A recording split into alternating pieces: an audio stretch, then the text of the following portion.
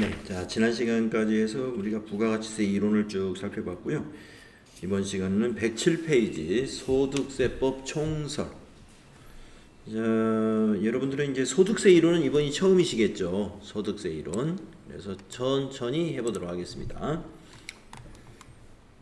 소득세의 개념. 첫 번째, 소득세란 무엇인가? 소득세는 개인이 얻은 소득에 대하여 부과하는 조세가 소득세입니다. 개인이 얻은 소득에 대하여 부과하는 조세.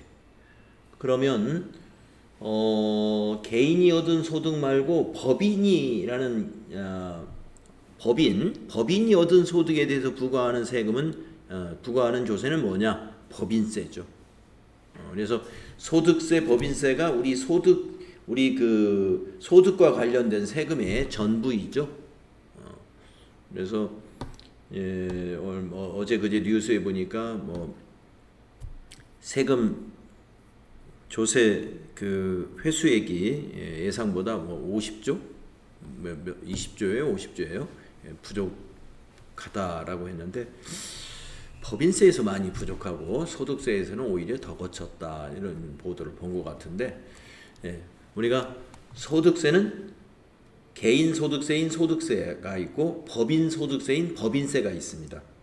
그래서 제가 그 정리해 놓은 세금의 구분을 정리해 놓은 것이 하나 있는데 이걸 제가 여러분에게 아마 인쇄를 하나 해 드릴게요. 요거는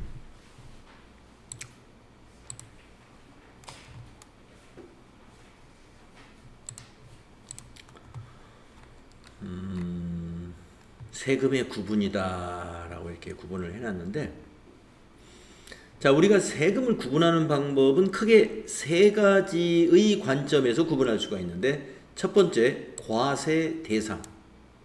첫 번째 과세 대상으로 구분했을 때 소득을 대상으로 과세하느냐, 소비에 대한 과세를 하느냐, 재산에 대해서 과세를 하느냐. 과세 대상이 이렇게 소득이냐, 소비냐, 재산이냐 나눠서 볼 수가 있는데요. 방금 말씀드린 대로 소득세는 두 가지밖에 없어요. 소득세와 법인세. 소득에 관해서 과세하는 게. 그래서 우리가 소득세 하는 것은 개인 소득세예요. 법인세 하는 것은 법인 소득세. 네. 그래서 법인 소득세하고 개인 소득세하고 큰 차이는 제가 보기에는 법인세는 말이죠. 이익이 나지 않으면 낼 세금이 0원이죠. 이익이 나지 않으면 세금을 안 냅니다. 근데 개인의 경우는 사업소득세는 물론 이익이 안 날 수도 있죠. 이익이 안 나면 세금이 없어요. 사업소득세는. 근데 개인이 얻는 소득이라는 건 사업자만 사업소득세만 있는 것이 아니라 여러분들이 이제 이 시간부터 쭉 몇 시간 동안 살펴보겠지만 이 개인소득세 종류는 여러 가지예요. 모두 8가지가 있어요. 이자소득, 배당소득, 사업소득, 연금소득, 근로소득, 기타소득. 그러다가 퇴직소득, 양도소득. 8가지. 그렇기 때문에 사업소득이라는 것은 우리가 장부를 가지고 수익과 비용을 정리해서 우리가 계산을 하기 때문에 법인세와 마찬가지로 이익이 나지 않으면 사업소득세는 없겠지만 사업소득세를 제외한 나머지 소득들, 예를 이자, 배당, 또 기타 소득, 또 연금소득, 이런 소득들은 이익하고 관계가 없어요. 이익과 관계없이 세금을 내고 있죠. 그런 것에 차이가 있습니다. 그리고 소득세는 5월 달에 확정신고를 하게 됩니다. 5월에. 법인세는 3월에 확정신고하고 있습니다. 두 번째, 소비에 대해서 과세를 하는 것이 있어요. 우리가 배웠던 부가가치세, 바로 소비세죠. 부가가치세는 일반 소비세이고요. 또 개별 소비세가 따로 있었죠. 개별 소비세. 개별 소비세는 일반 소비세가 적용되는 것입니다. 개별 소비세가 일단 먼저 붙고 그 다음에 거기에 그것까지 포함한 것을 과세 표준으로 해서 일반 소비세인 부가가치세가 과세되는 거예요. 그래서 개별 소비세는 뭐 보석, 승용차, 휘발유, 경마장, 카지노, 유흥음식점 뭐 이런 곳에 개별 소비세가 붙습니다. 그 다음에 재산에 대해서 과세하는 거 아시죠? 취득 단계에서는 취득세, 등록세, 상속세, 증여세. 보유 단계에서는 재산세, 종합부동산세, 자동차세. 처분할 때는 양도소득세. 이런 이름으로 과세를 하고 있죠. 이 모두가 다 우리 세금이 우리 주변에 있는 세금들입니다. 자, 과세 대상을 가지고 이렇게 구분을 할 수가 있고요. 그 다음에 이제 과세 기관별로 구분할 수가 있습니다. 과세 기관이 어디냐에 따라서 세금을 국세, 지방세, 관세로 나눌 수가 있죠. 국세는 국가기관인 국세청이나 세무서가 과세한다는 의미고요. 지방세는 지방자치단체인 시나 도가 과세한다는 의미고, 관세는 세관장이 과세한다 하는 의미의 관세입니다. 그래서 관세는 이제 수입할 때 세관을 통과하면서 관세를 내는 거죠. 네, 과세 기관별로 이렇게 구분하기도 하고, 또 마지막으로 세금을 구분할 때 담세자와 납세 의무자가 동일하냐 동일하지 않느냐에 따라서, 동일하면 직접세, 동일하지 않으면 간접세 이렇게 나누죠. 그래서 직접세 세금으로 보면은 직접세는 그 자동차세, 재산세, 상속세, 양도소득세 이런 것들은 직접세로 구분이 되죠.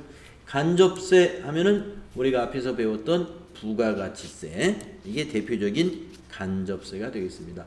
납세자하고 납세 의무자가 서로 달라요. 술 마시면 거기에 들어있는 게 부가가치세도 들어있지만 주세도 들어있죠. 주세도 그 술을 생산하는 공장에서 출고할 때 주세를 딱 붙여요. 그래서 납세 의무자는 사업자고 담세자는 술을 마셔주는 애주가가 담세자죠. 이렇게 우리가 세금을 구분한다 그러면은요, 과세 대상별로 또는 과세 기관별로 또는 담세자와 납세자가 같으냐라는 것으로 구분을 하고 있습니다. 자, 그 중에서 우리는 소득에 관한 대상을 소득을 대상으로 과세하는, 이제 이번 시간에는 소득세에 대해서 쭉 살펴볼 거예요. 소득세에 대해서.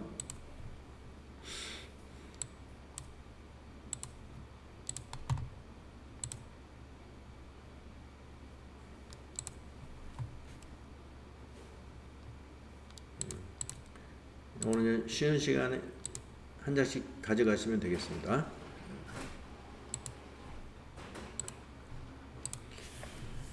자, 그러면 이제 소득세의 특징을 한번 알아봅시다. 그러니까 소득세 하면 무조건 개인 소득세를 가리키는 거예요. 원래는 소득세는 개인 소득과 법인 소득으로 나누어지는데, 우리가 그냥 소득세 하면 개인 소득세, 법인세 하면은 법인 소득세. 자, 그러면 이 소득세의 특징 보시게 되면, 첫 번째, 소득 원천서를 근거로 해서 과세하는 방법을 채택합니다. 소득 원천설. 자, 소득 원천설이라는 건 뭐냐면, 법령에서 제한적으로 열거된 소득에 대해서만 과세하고 법령에서 열거되지 않은 소득은 과세하지 않는다.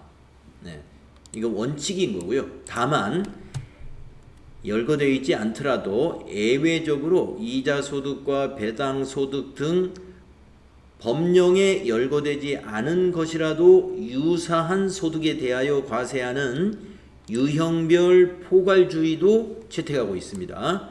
유형별 포괄주의. 그러니까 열거를 딱 해놓고 밑에다가 뭐 마지막 9번이나 10번에다가 유와 유사한 소득, 이렇게 포괄주의 개념을 넣을 수도 있어요. 그래서 유형별 포괄주의도 채택하고 있다. 원칙은 소득 원천설에 따른 열거주의를 채택한 거예요. 열거주의.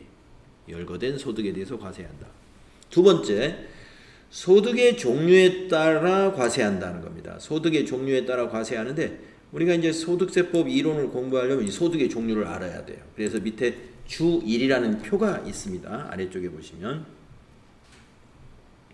주1, 소득세법에서는 아래와 같이 소득의 종류별로 과세 방법을 정하고 있다. 모두 8가지예요. 그 위에 첫 번째 줄에 있는 이 6가지는 종합과세 세목입니다. 6가지 소득을 합산하여 과세하는 걸 원칙으로 하는 종합과세 세목. 이배사 근연기 이렇게 첫 글자를 따가지고 우리가 보통 암기를 하거든요. 이배사 근연기 암기가 필요해요. 이게 종합과세 소득세가 뭐뭐 있느냐 딱 6가지. 이배사 근연기 해서 이자소득, 배당소득, 사업소득, 근로소득, 연금소득, 기타소득 4가지를 6가지를 이배사 근연기라 합니다. 종합과세가 원칙이다. 이 6가지는. 그런데 분리과세라고도 그 밑에 설명이 있는데요. 분리과세라는 건 뭐냐면 특정한 소득에 대해서는 원천징수로서 과세를 종결한다. 지금 뭐냐면 예외적으로 종합과세 안 되는 것도 있다. 예외적으로 종합과세 안 되는 것도 있다. 다른 말로 말하면 원천징수로서 과세를 종결한다. 이런 뜻입니다. 자, 그 아래 보시면은 2가지가 있습니다. 이 2가지는 퇴양이 있어요. 퇴양. 퇴직과 양도소득을 퇴양 이렇게 이제 암기를 하는데 분류과세라고 합니다. 분류과세. 아까 위에서는 분리과세예요. 분리과세는 종합과세 세금 중에서 일부 예외적으로 원천징수로서 과세를 종결하는 것을 분리과세라고 하고 퇴직소득과 양도소득은 분류과세라고 해서 아예 종합과세에서 분류합니다. 그래서 이것은 개별적으로 과세해요. 퇴직소득 따로, 양도소득 따로 과세한다. 이런 의미입니다. 이 2가지가 어떤 특징이 있냐면은 장기간에 걸쳐서 발생하는 소득이에요. 예.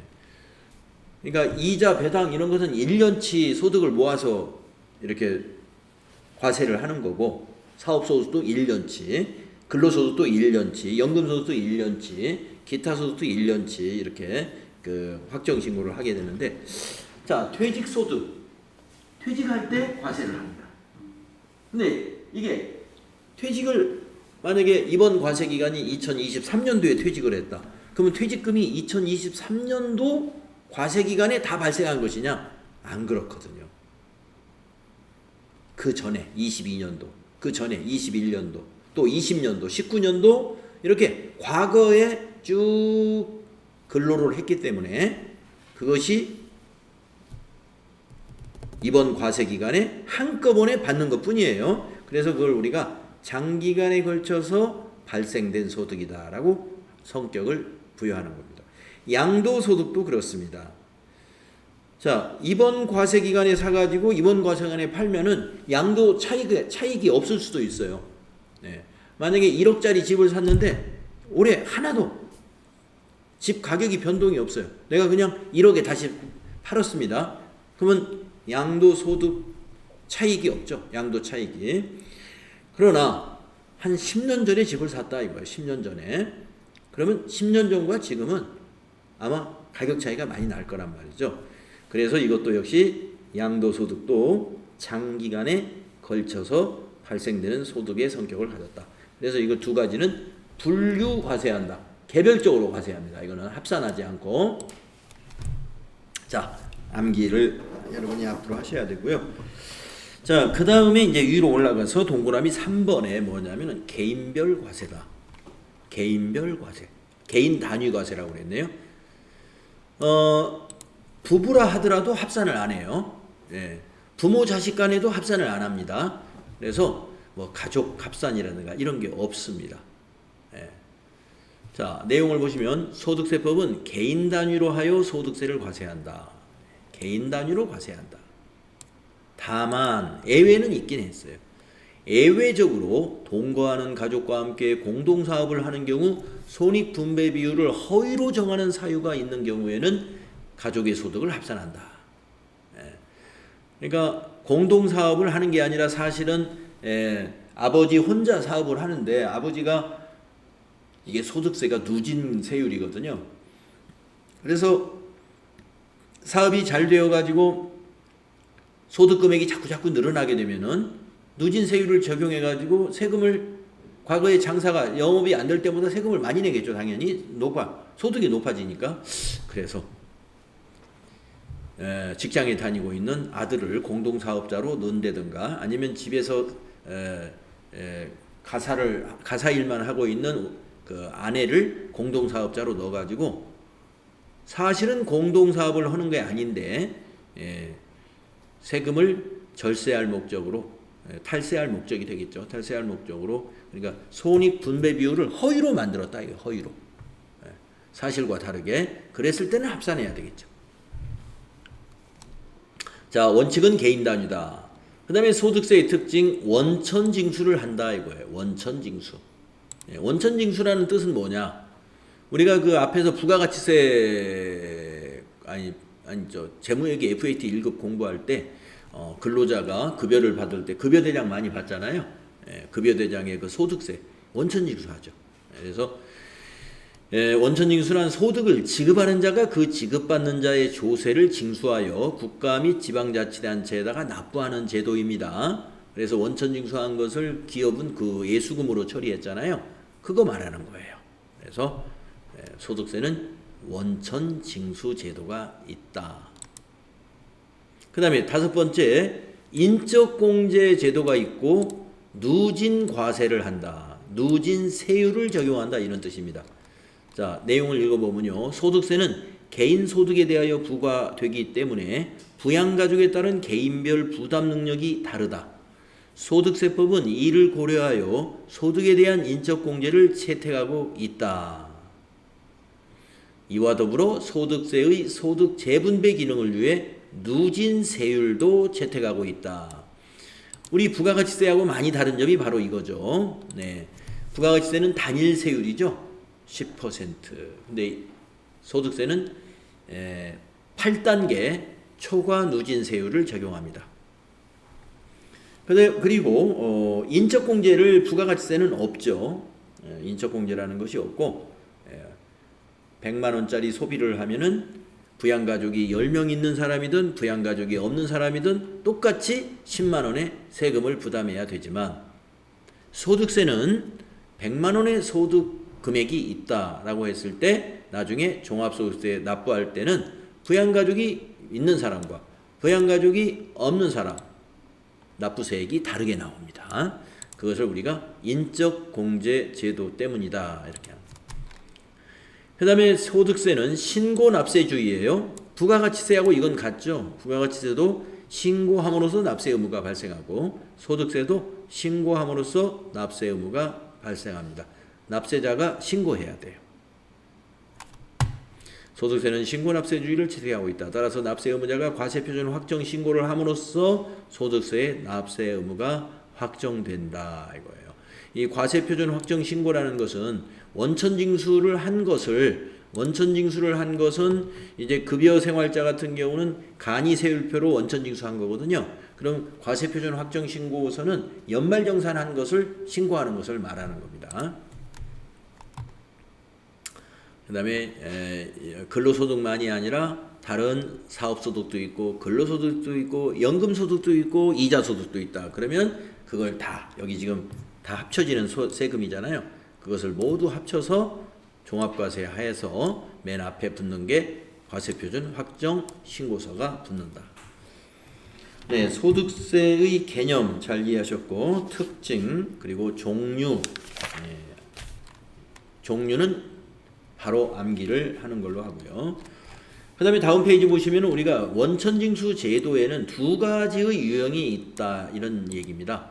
예납적인 원천징수 그리고 하나는 완납적인 원천징수가 있습니다. 예납적인 원천징수는 일단 원천징수하고 확정신고할 때 원천징수한 세액을 기납부세액으로 해서 다시 한번 신고하는 것을 예납적 원천징수라고 합니다.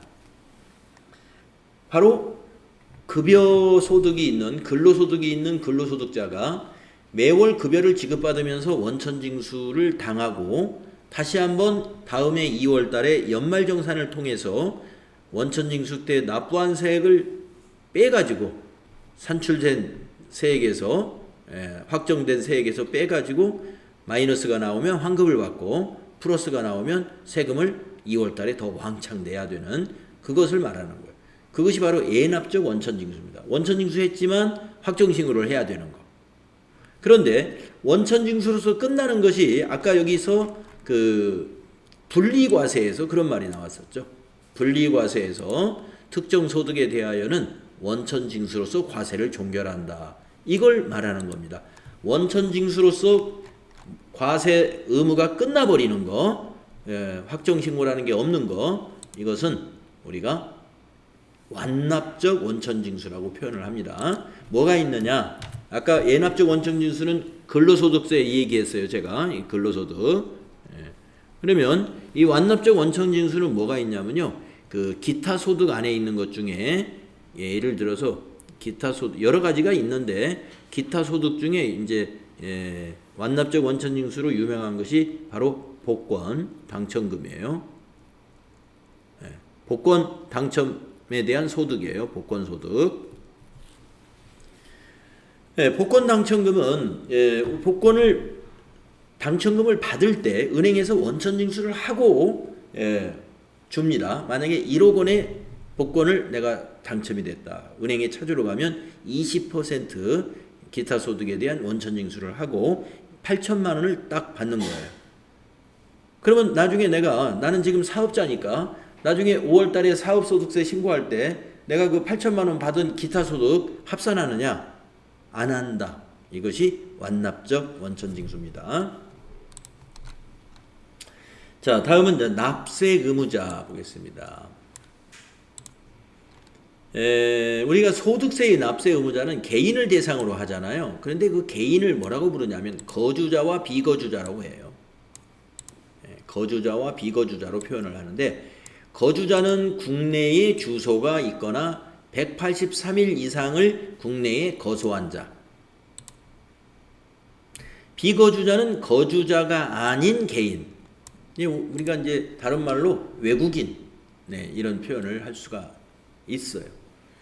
그래서 거주자 안에는 외국인도 해당이 되는데 국내에 주소가 없지만 어떤 그 사람의 직업상, 그 사람이 국내에 머물고 있는 어떤 목적을 달성을 하기 위해서는 1년 중 183일, 딱 절반이죠. 절반 이상을 국내에 거주를 해야 되는 입장에 있는 사람은 거주자로 봅니다. 그래서 거주자는 국내 소득과 국외, 이게 외가 국외예요. 국내외 원천 소득을 모두 납세 의무가 있는 것이고요. 비거주자는 국내 소득에서만 납세 의무가 있다. 이런 차이가 있습니다. 자, 밑에 보면 주소의 판정이라는 게 나오는데요. 우리가 판정의 기준을 보면은 주소는 국내에서 생계를 같이 하는 가족 및 국내에 소재하는 자신의 유무 등, 자산의 유무 등 생활 관계의 객관적 사실에 따라서 판정을 합니다. 그러니까 내가 우리 나라에 집이 한 채 있다. 그러면 당연히 주소가 그 집으로 돼 있겠죠. 그런데 나는 집이 없어요. 그런데 부모님이 집이 여기 있어가지고 나는 결혼 전이니까 내가 국내에 오면은 부모님 집에서 머무른다. 뭐 이게 또 주소라고 보는 것이다 이겁니다. 자, 밑에 국내에 주소가 있는 것으로 보는 경우 직업상 국내에 없지만 이런 경우는 국내에 주소가 있는 것으로 본다 하는 것입니다. 자, 첫 번째, 계속하여 183일 이상 국내에 거주할 것으로 통상 필요로 하는 직업을 가진 자. 이거 거주자로 본다는 거예요. 두 번째, 국내에 생계를 같이 하는 가족이 있고 그 직업 및 자산 상태에 비추어 계속하여 183일 이상 국내에 거주할 것으로 인정되는 자. 세 번째, 외국을 항행하는 선박이나 항공기의 승무원의 경우 그 승무원과 생계를 같이 하는 가족이 거주하는 장소 또는 그 승무원이 근무기간 외의 기간 중 통상 체재하는 장소가 국내에 있는 자도 거주자로 본다. 그 다음에 네 번째, 거주자나 내국법인의 국외 사업장 또는 해외 현지 법인 등에 파견된 임원 또는 직원이나 국외에서 근무하는 공무원, 이 사람들도 거주자로 본다. 주소가 국내에 있는 것으로 본다. 이 말이죠. 자, 다음 페이지에 좀 새로운 것이 있습니다. 자, 우리가 소득세 대상 범위는 개인인데, 즉 거주자와 비거주자인데 단체도 소득세 과세 대상이 될 수가 있어요. 법인이 아닌 단체. 단체 하면은 뭐예요? 부녀회, 노인회, 청년회, 뭐 마을에 가면 이런 것도 있고 상인회 같은 것도 있죠. 무슨 상인회. 또 동창들은 또 무슨 동창회 이런 단체도 만들 수 있죠. 그런 단체를 말합니다. 자, 국세기본법에 따른 법인 아닌 단체 중 법인으로 보는 단체 외의 단체는 국내에 주 사무소 또는 사업의 실질적 관리 장소를 둔 경우에는 일거주자로 본다. 관리 장소를 둬야 돼. 그러니까 부녀회관 이런 데가 관리 장소에 있는 거죠. 청년회관, 형년회관 있잖아요. 노인회관, 그 다음에 무슨 향후회 같은 데는 향후회 사무소 이렇게 간판 걸고 단체를 운영하고 있죠. 또 뭐 봉사단체도 있죠. 무슨 라이온스, 무슨 라이온스 클럽 이런 데가 단체가 됩니다. 실질적인 관리 장소를 둔 하나의 단체는 일거주자로 봅니다. 그 밖에 거주자는 일거주자로 보아 소득세법을 적용한다. 법인이 아닌 단체의 구체적인 과세 방법은 다음과 같다. 자, 두 가지가 있는데요. 첫 번째 방법은 구성원 간의 이익 분배 방법이나 분배 비율이 정하여져 있거나 사실상 이익이 분배되는 것으로 확인이 가능하면 개인별로 과세합니다. 구성원별로 과세한다. 이게 개인별 과세라는 얘기고요. 그 밑에 거는 확인이 안 되는 거예요. 구성원 간 이익의 분배 방법이나 분배 비율이 정하여져 있지 않거나 확인되지 않는 경우, 그것은 그냥 그 단체를 일거주자로 해서 신고하면 돼요. 그 단체를 단체 이름으로 그냥 신고해라. 단체 이름으로. 자, 그래서 우리가 소득에 대해서 개인의 소득에 대해서 과세를 하는 건데 단체도 소득이 있으면 소득세 신고해 줘야 됩니다. 개인과 같이 하는 거예요. 자, 그 다음에 납세 기간과 납세지를 보면은요, 소득세의 과세 기간은 원칙적으로 1월 1일부터 12월 31일인데 거주자가 사망을 했으면 사망일까지가 과세 기간이 되고 출국을 했으면 출국일까지를 과세 기간으로 보는 건 당연하겠죠. 근데 여기서 출국이라는 것은 잠시 출국하는 것이 아니라 우리가 이민을 가는 출국을 말하는 겁니다. 출국해서 비거주자가 되는 경우다 있어요. 출국해서 다시 돌아오면 비거주자 아니죠. 그런데 출국해서 비거주자가 된다는 것은 이제 앞으로 국내에서 거주를 안 할 사람이다 이거예요. 6개월 이상 외국에 나가 있을 사람이에요. 6개월 이상. 그거는 이제 비거주자가 되는 거예요. 이민자가 되겠죠. 그러면 납세지를 살펴보면요. 우리 부가가치세의 납세지는 항상 사업장입니다. 사업장이 그 납세지인데 이거는 개인이기 때문에 우리가 소득세라는 게 꼭 사업소득세만 있는 게 아니죠. 그래서 사업소득세 포함해서 모든 소득세는 거주자의 주소지예요. 거주자의 주소지가 납세지입니다. 사업장이 어디 있더라도 거주자의 주소지. 그래서 제가 지금 이 학원의 사업장은 창전동이죠. 창전동. 근데 만약에 내가 서울에서 지금 거주를 하고 있다라고 하면은 저의 소득세에 관한 모든 그 통지나 고지서가 서울 내 주소지로 나와요. 그리고 제가 세금을 어디다 내야 되냐면 사업은 여기서 하지만 제가 소득세는 서울에 있는 내 주소지의 관할 세무서에 납부하는 거예요. 사업장과 관계가 없어요. 소득세는 주소지가 납세지다. 비거주자는 주소지하고 같은 개념의 거소지가 있다고 그랬죠.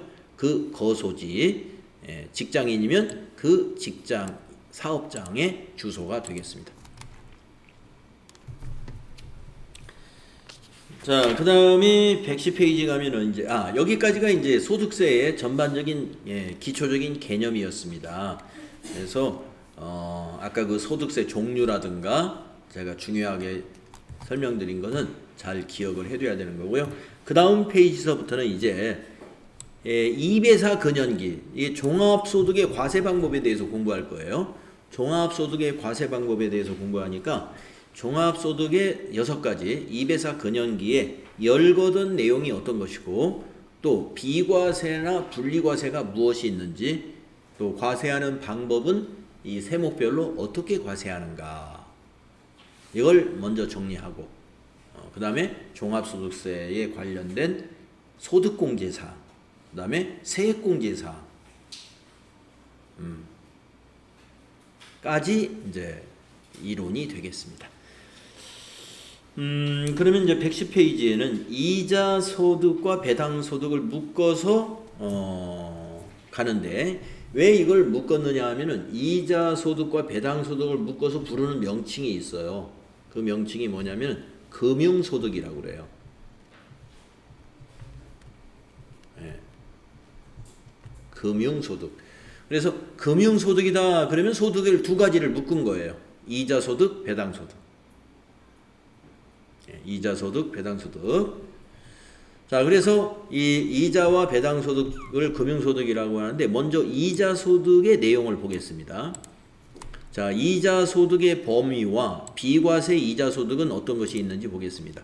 자, 이자소득 범위 1번을 보시면 국가나 지방자치단체, 내국법인, 외국법인, 국내지점, 국내 영업소, 외국법인에서 발행한 자, 그러니까 국가나 지방자치단체나 법인에서 발행한 정리하면 이거죠. 채권이나 증권. 예. 우리 여기서 증권에는 증권은 주식이니까 주식은 이자는 없는 거죠. 그러니까 채무증권이에요. 이 채권 또는 증권이니까 채무증권 2개 합치면 그냥 채권입니다. 그래서 채권에 대한 이자 또 채권을 할인하면 할인도 이자예요. 그래서 채권에 대한 이자 이렇게 보시면 되겠습니다. 그 다음에 2번째 국내외에서 받는 예금이자 예금이자 정기예금, 정기적금 이런 걸 말하는 거죠. 또 3번째 상호저축은행법에 따르는 신용계 또는 신용부금은행에서 받는 이자 그러니까 신용부금에 대한 이익 이게 뭐냐면 상호저축은행에 맡겨가지고 받는 게 그게 이자예요. 그거. 4번째 채권이나 증권의 환매 조건부 매매 차익. 그러니까 우리가 채권을 주식으로 바꾸는 경우에 이게 환매 조건부 채권이다 이렇게 표현하는데 그것을 매매함으로써 발생한 차익은 이자 소득의 범위에 된다. 채권이나 증권의 환매 조건부 매매 차익. 그 다음에 5번째 저축성 보험에서 보험 차익. 우리가 이제 보험에는 보장성 보험이라는 것이 있고 저축성 보험이 있는데 저축성 보험은 일반 은행의 예금이나 비슷해요. 그래서 이제 거기서도 이자라고는 안 하고 보험 차익 그게 이자예요. 6번째 직장 공제 외의 초과 반환금. 자, 직장 공제라는 건 직장의 협동조합을 말합니다. 그래서 직장 내에서 조합을 형성해 가지고 공제조합이다 또는 협동조합이다라고 할 수 있는데 조합원들이니까 회비를 내야 돼요. 그래 가지고 그 회비를 기금으로 해서 운영을 합니다. 그래서 운영을 하면은 여러 가지 소득이 발생해요. 그래서 나중에 퇴사할 때는 내가 급여를 받을 때마다 매달 10만 원씩 만약에 공제의 회비를 냈다. 그러면 100만 원을 납입을 했으면 퇴사할 때 100만 원보다 더 많은 돈을 받아 나오거든요. 그것은 이자다 이거죠. 그래서 초과 반환금 이게 이자인 거죠. 일곱 번째, 비영업대금의 이익. 네. 우리가 이자를 내가 받았는데, 이자를 원래 받으려면은 돈을 누구한테 빌려줘야 돼요? 은행에 빌려주고 이자를 받아야죠. 은행에 빌려주고. 그런데 은행에다 넣거나 이래서 이자를 받은 게 아니라 비영업자에게 돈을 빌려주고 이자를 받았다는 것입니다. 비영업대금의 이익. 그래서 금융기관이 아닌 거래처에, 그러니까 개인이니까 개인 사업자 같으면 거래처, 그냥 개인이면 친구에다가 돈을 빌려주고 이자를 받았다. 그게 바로 이자 소득에 해당이 되는 거죠. 그것을 비영업대금의 이익이라고 합니다. 여덟 번째, 위의 소득과 유사한 소득으로서 금전 사용에 따른 대가로서 성격이 있는 것이다 라고 해서 유형별 포괄주의 방식으로 이렇게 표현을 합니다. 그리고 파생상품도 이게 금융상품에는 여러가지 파생상품이라는 것도 있기 때문에 파생상품 등에서 발생한 것도 이자소득으로 본다. 8번, 9번은 포괄주의로 설명을 한 거예요. 자, 이자소득의 범위 이렇게 어려울 것은 없습니다. 자, 그러면은 이제 비과세 이자소득은 딱 세 가지이기 때문에 비과세 이자소득은 좀 기억을 해둘 필요가 있어요.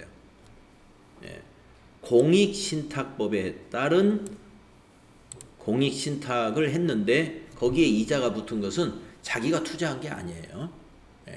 법률에 의해서 공익신탁한 거니까 비과세를 적용해 줍니다. 우리가 장관 후보자다 그러면 이제 자기가 가지고 있는 채권이나 이런 걸 어떻게 해야 돼요? 그게 이제 자기의 어떤 공익하는데 관련성이 있으면 그 채권을 다 팔든지, 아니면 신탁을 맡기든지 해야 되죠. 거기에서 발생한 것을 말합니다. 비과세. 그 다음에 농어가 목돈 마련 저축이라는 제도가 있는데요. 비과세. 그 다음에 일반 은행에서도 노인과 장애인 등에게 적용시켜주는 노인과 장애인에 대한 비과세 저축 상품이 있어요. 한 명 1인당 5천만 원 이하에서 적용을 해주죠. 세 가지 알아주면 됩니다. 이자 소득이 비과세 몇 가 안 돼요. 공익신탁에 의한 이자, 농어가 목돈 마련 저축, 그 다음에 노인 장애인. 한도는 있습니다. 자, 그러면 이제 이자 소득의 수입 시기는 어떻게 되느냐? 이 수입 시기가 상당히 복잡해요. 이자 소득부터 이제 뒤에 나오는 모든 소득의 수입 시기가. 근데 복잡하긴 한데 수입 시기는 둘 중에 하나입니다. 어떻게 보냐면은 대체로 약정에 의한 기준일을 지급일을 수입 시기로 보느냐, 아니면 실제로 지급받는 날을 기준으로 해서 수입 시기로 보느냐, 그 둘 중에 하나인 셈이에요. 수입 시기가 중요한 것은 우리가 과세 기간을 우리가 1월 1일부터 12월 31일까지의 소득에 대해서 그 다음에 5월에 신고하고 납부를 해야 된단 말이에요. 이 수입 시기가 중요한 이유는 뭐냐? 수입 시기가 중요한 이유는 만약에 이자 같은 경우에 12월 달 이자를 그 다음에 1월 달에 받았다면은, 만약에 약정에 의해서 지급받기로 한 날이 12월이었다면 5월달, 그 다음에 5월달에 신고해야죠. 근데 만약에 지급을 받은 날 기준으로 한다라는 걸 적용하는 소득이라면은, 이게 24년도 1월 10일쯤에 받았다면 과세기간이 아니죠. 과세기간이 이제 요거에 대한 신고는 25년도에 신고해야 돼요. 25년도. 그러니까 벌써 1년 차이가 나요. 그 며칠 차이 때문에. 신고를 언제 해야 되느냐가 많이 차이가 나는 거예요. 그 과세기간 끝 무렵에 걸렸을 때는. 그러기 때문에 이 수입 시기가 잘 판단을 잘못하면 빼먹고 신고할 수가 있고, 신고 안 해도 되는 걸 또 미리 신고할 수도 있고, 그런 오류를 범할 수 있겠죠. 자, 채권의 이자에 대해서는요, 채무증권의 이자에 대해서는 기명채권은 약정에 의해서 지급하는 지급하기로 한 날. 예. 기명채권은 무기명채권은 그냥 지급받은 날 이렇게 되어 있습니다. 이거는 기억하기 좋을 거예요. 기명이라는 건 거기에 채권자가 딱 기록이 되어 있어요. 채권자가 그게 기명채권입니다. 약정에 의해서 약정에 의한 날이에요. 수입 시기가. 무기명은 지급받아야 돼요. 지급받은 날.